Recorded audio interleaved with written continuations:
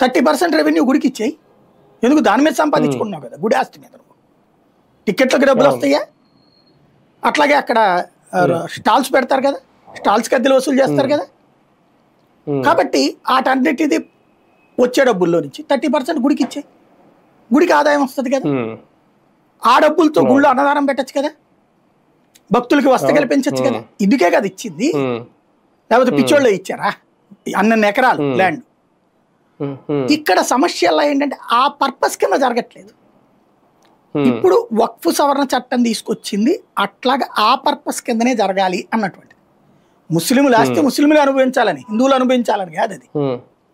అట్లాగే అన్యమతస్తుల ఆస్తి దోచుకోకుండా తీసుకొచ్చిన చట్టం.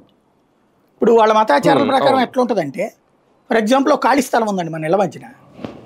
ఆ ఖాళీ స్థలంలో వారానికి ఒకసారి వచ్చి శుక్రవారం పూట నమాజ్ చేస్తున్నారు. ఆ ఎదురుగుండా ఏ మసీదో ఉందని చెప్పేసి, ఖాళీ స్థలంగా ఉంది కదా అని. 7 ఏళ్ల తర్వాత వీళ్ళు అది వక్ఫ్ ఆస్తిని క్లెయిమ్ చేయొచ్చు, వక్ఫ్ క్లెయిమ్ చేయొచ్చు. 7 సంవత్సరాల పాటు కనుక ఒక చోట ప్రార్థన కంటిన్యూగా చేస్తే అది వక్ఫ్ అని ప్రకటించవచ్చు. కానీ దాన్ని ఎవరు నిర్ధారిస్తారు? అది వక్ఫ్ భూమా కాదు, వక్ఫ్ బోర్డు. వక్ఫ్ బోర్డు నిర్దేశిస్తుంది. కాదు అనేటట్టయితే ఆ ప్రభుత్వం అయినా సరే వెళ్ళి ట్రిబ్యునల్లో అడుక్కోవాలి. ట్రిబ్యునల్ ఏమంటది, మా మతాచారాల ప్రకారం ఇది అంటది. ఆ మతాచారాల ప్రకారం అది అవునా కాదని నిర్ధారించేదే ట్రిబ్యునల్, అదంటది. మళ్ళీ అప్పుడు హైకోర్టుకు పోవాలి, సుప్రీంకోర్టుకు పోవాలి. మరి ఇదే